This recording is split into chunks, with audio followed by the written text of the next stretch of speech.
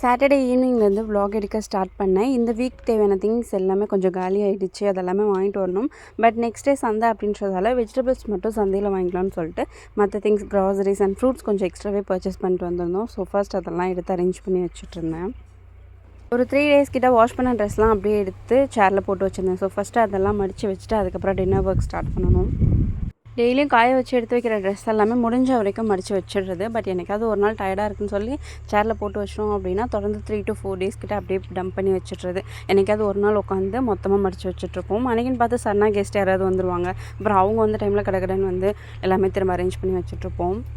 யூஸ்வலாக dinner work ஈவினிங்கே finish பண்ணிடுவேன் அப்படின்றதால ஒரு 7 to 9 எனக்கு டைம் இருக்கும். அந்த டைமில் இந்த மாதிரி எக்ஸ்ட்ரா ஹவுஸ் ஹோல்ட் ஒர்க் எல்லாமே பண்ணிப்பேன். டின்னருக்கு பேபிக்கு கொஞ்சமாக ரைஸ் கொடுக்கலாமேன்னு சொல்லிட்டு வச்சுட்டேன். எப்போல்லாம் பேபிக்கு ரைஸ் ரெடி பண்ணணும் அப்போல்லாம் கொஞ்சம் எக்ஸ்ட்ரா வச்சோம் அப்படின்னா ஹஸ்பண்டும் எடுத்துப்பாங்க. சப்பாத்தி ரெடி பண்ணிவிட்டு கூடவே கொஞ்சமாக எக் பொரியல் அண்ட் வெண்டைக்காய் பொரியலும் ரெடி பண்ணிவிட்டேன்.